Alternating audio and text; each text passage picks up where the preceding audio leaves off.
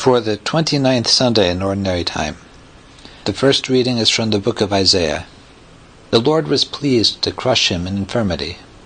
If he gives his life as an offering for sin, he shall see his descendants in a long life, and the will of the Lord shall be accomplished through him. Because of his affliction he shall see the light and fullness of days. Through his suffering my servant shall justify many, and their guilt he shall bear. The second reading is from the letter to the Hebrews. Brothers and sisters, since we have a great high priest who has passed through the heavens, Jesus, the Son of God, let us hold fast to our confession.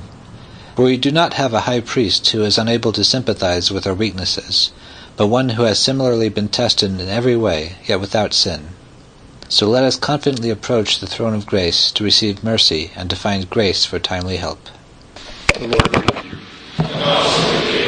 A reading from the Holy Gospel according to Mark. Let us be attentive to the wisdom of Jesus Christ. James and John, the sons of Zebedee, came to Jesus. They said to him, "Teacher, we want you to do for us whatever we ask of you." He replied, "What do you wish me to do for you?" They answered him, "Grant that in your glory we may sit, one at your right and the other at your left." Jesus said to them, "You do not know what you're asking. Can you drink the cup that I drink, or be baptized with the baptism with which I am baptized?" They said to him, "We can." Jesus said to them, "The cup that I drink, you will drink, and the baptism with which I am baptized, you will be baptized. But to sit at my right or my left is not mine to give, but is for those for whom it has been prepared." When the 10 heard this, they became indignant at James and John. Jesus summoned them, and he said to them, "You know that those who are recognized as rulers over the Gentiles lord it over them, and their great ones make their authority over them felt. But it shall not be so among you.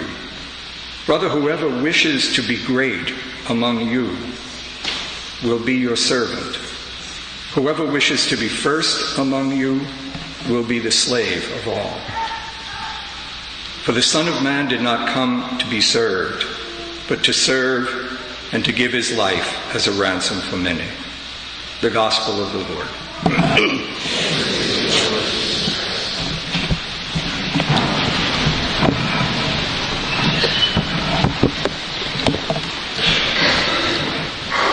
I'm going to suggest something as an attempt, I don't know how successful it will be, to do a kind of, to enter through imagination into a reconstruction of the reading, or part of the readings that we just heard, and hopefully as an invitation to myself and you, because it's not something that could be accomplished by each of us in the 10 minutes or so, 15 minutes of the homily, that it may trigger something in me and you that we'll be able to live with during the week. To say something theoretical, first of all, the reason I think this is important for listening to these scriptures, or hearing them as God's word to me, is that the Gospels were written after the resurrection. And so everything that is written in the Gospels is penetrated by the insight that came to the followers of Christ when they experienced his death and resurrection and then his presence in their life. But it also refers to and gives sort of hints of what it was like for them before the resurrection, before they really had an understanding. Mark's gospel is particularly strong this way. The whole movement of Mark's gospel is that you cannot know who Jesus is until he dies.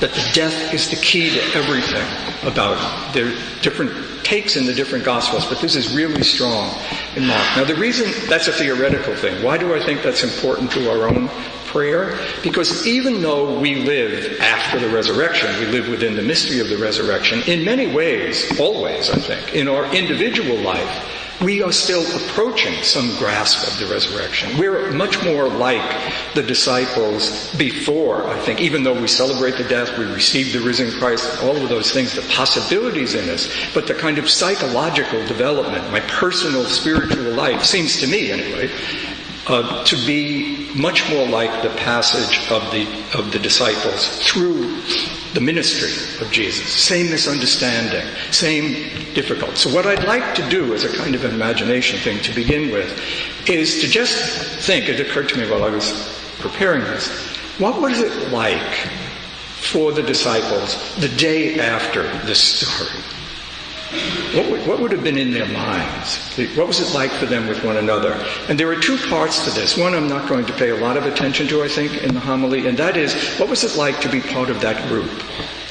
That group which obviously had revealed in itself a lot of lack of understanding of what they were about, a lot of rivalry, a lot of competition, all of those things. What was it like to be part of that group? Which is a lot like, what is it like to be part of the Catholic Church? What is it like to live the mystery of the resurrection, our spiritual life, with one another, given what we are, with our gifts and strength, but also with lots of failure and limitations, psychological rivalries. The Catholic Church is definitely not an elitist institution, as you probably can tell if you just look around. There's a famous quote from... I never can think of a name when I meet it, from the guy who wrote Ulysses. Somebody want to tell me his name? Yes, James Joyce. There's a famous quote in, I think it's in the other book, Finnegan's Wake, where somebody describes the church as, "Here comes everybody." And that's both comforting, but it also expresses the problem of belonging to a community that is everybody, and believing that it's within that community that you live the mystery of the resurrection, and in your relationships to other people in that community that you achieve your salvation, you reach fulfillment. I've already talked maybe more about that. I just want to come back to that briefly, maybe, at the end. But the other part I want to think about is, what was the development of their own understanding? Why did they make the mistake that they made? Because it wasn't an obviously terrible thing for James and John. They were really very privileged members of this community. They were among the elite center of this community. Peter, James, and John.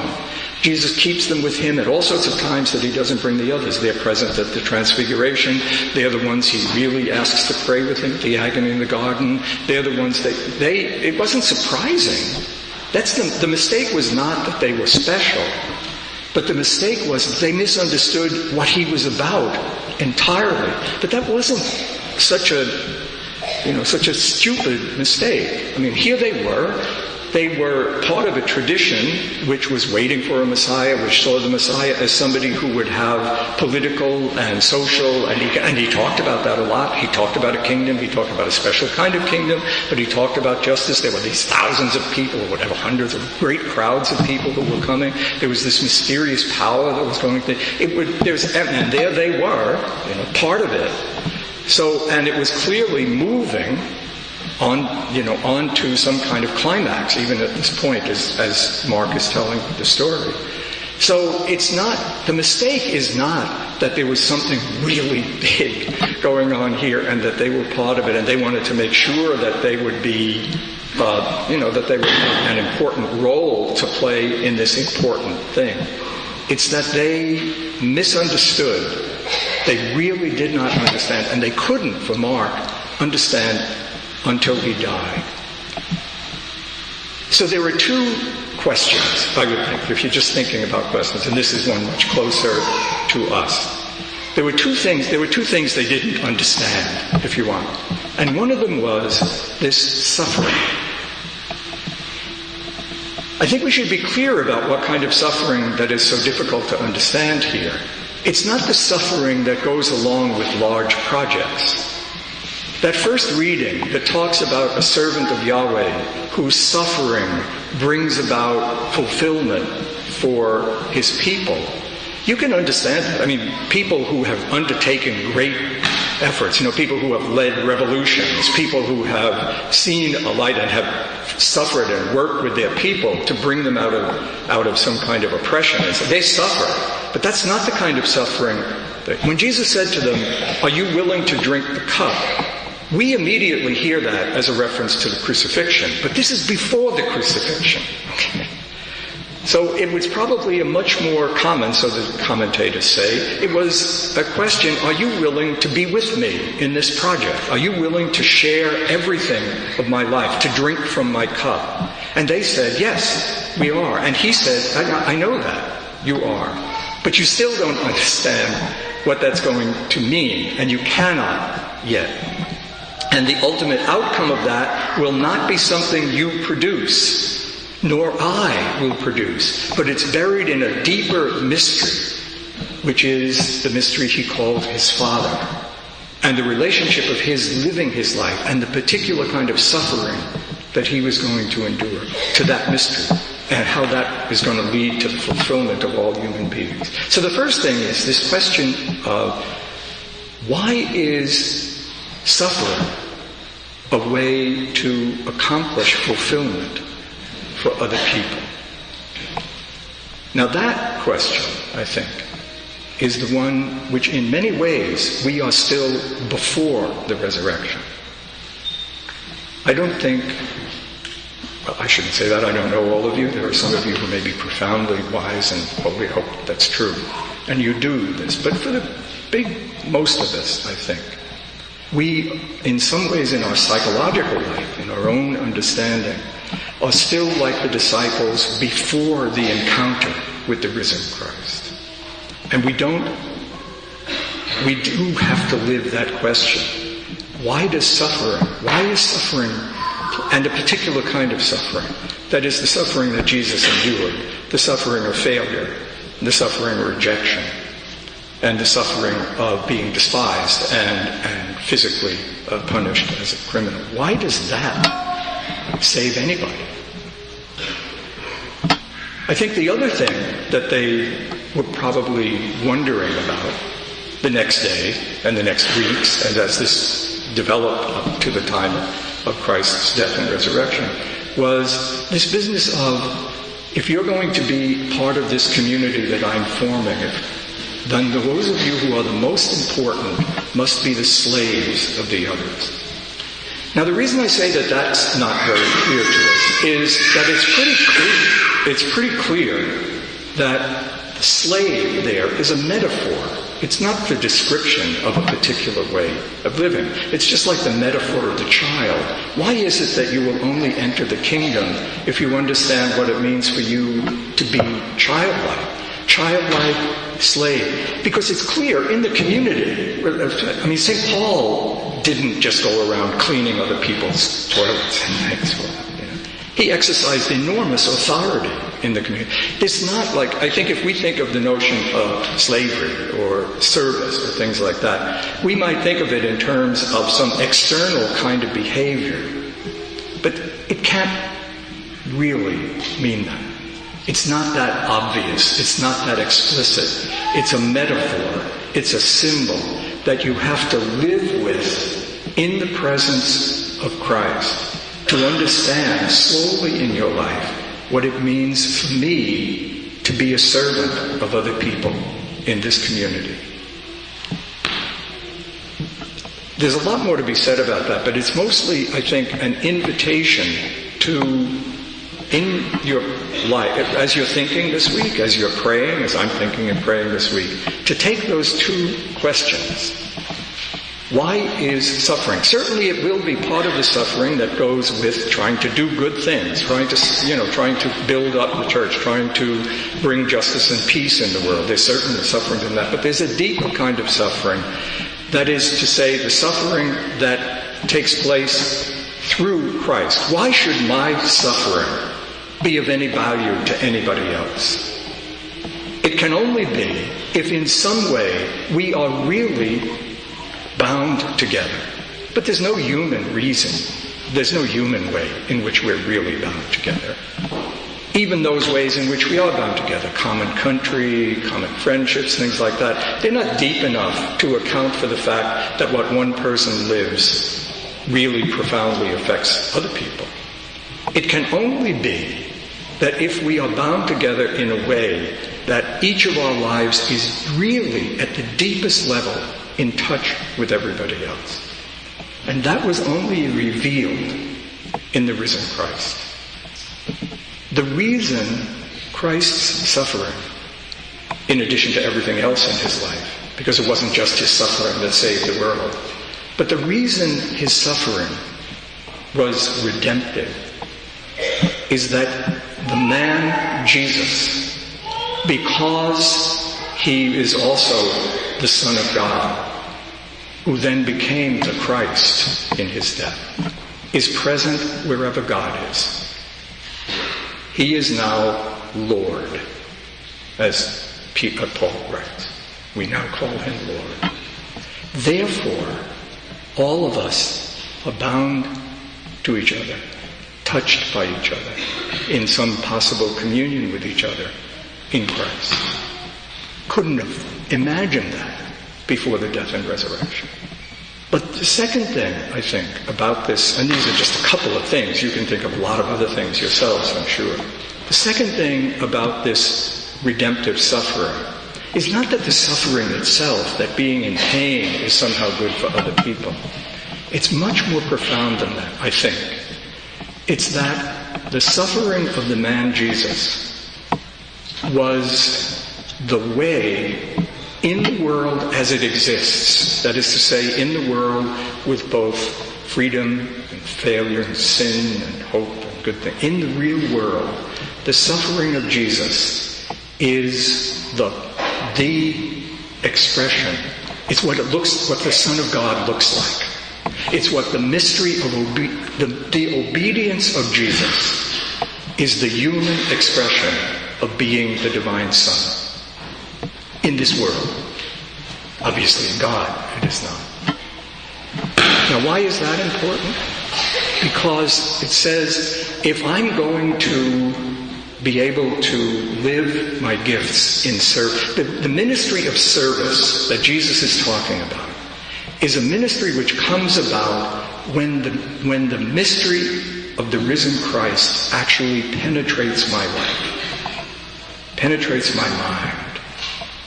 If you're trying to think, well, what practically should I do about this, if I've made any sense here, I think the first thing you should do, is ask Christ to teach me what it means for me to be a servant, to help me to recognize the indications of that when I read Scripture, when I'm with other people. The second thing is that I live my life believing, that is to say, open to the active presence of Christ, the risen Christ. One who loves me, one who shapes me, one who in ways not like another human being. He's not another human being. He's not just me big or something. He's now divine. He's present in the world in a way very different. His mind, if you want to write, his thoughts, his choices can affect mine the way God, who is present at the core of my life, affects it. And I have to live in a way open to that, noticing when it happens, responding to it. One of the things I thought of, and this is the end of what I want to say, one of the ways I was going to begin this was to say, it's not a good thing that I leave church every Sunday feeling fine, feeling good, feeling buoyed up, feeling I'm okay now, I've done a good thing and I'm okay. That's not a good thing. That's back to where the disciples were when they knew Jesus liked them, and they were part of it, and they were going toward this. But it's not that I'm supposed to leave, filled with failure and guilt. No. I'm supposed to, here's a question. Not, am I okay this Sunday? Do I feel fine? Do I feel reassured? Here's the question.